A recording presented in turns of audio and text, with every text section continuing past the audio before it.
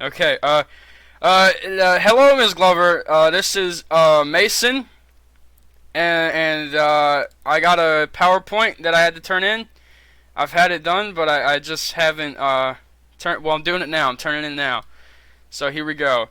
Carter through H.W. Bush, presented and written by me, the dubious Mason Gerberg. Here we go. The two domestic for Reagan, but there's no abuse involved in this, of course. He was a big supporter and creator of Reaganomics.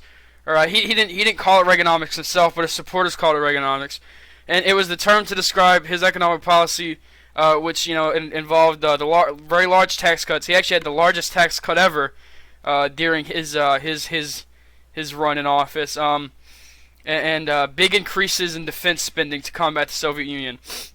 And two, in the country, he tied to it was a time of inflation when he was in there, when he was in office because of the oil. So to try to combat inflation, he tightened the flow of cash coming to the country. So he limited the flow of cash going in and out of the country and stuff like that. Foreign policies from Reagan, two of them. We have that his main goal during his presidency was to win the Cold War and roll back communism.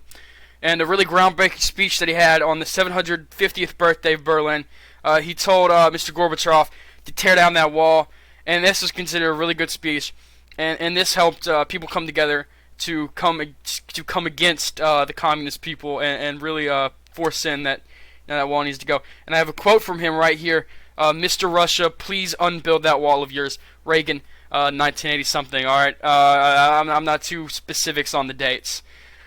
George H.W. Bush domestic policy.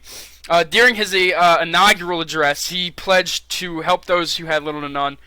He also vetoed a lot of things while in office. A total of 44 bills, of which Congress only overruled one. So that means out of those 44, Congress only overruled and passed through one bill.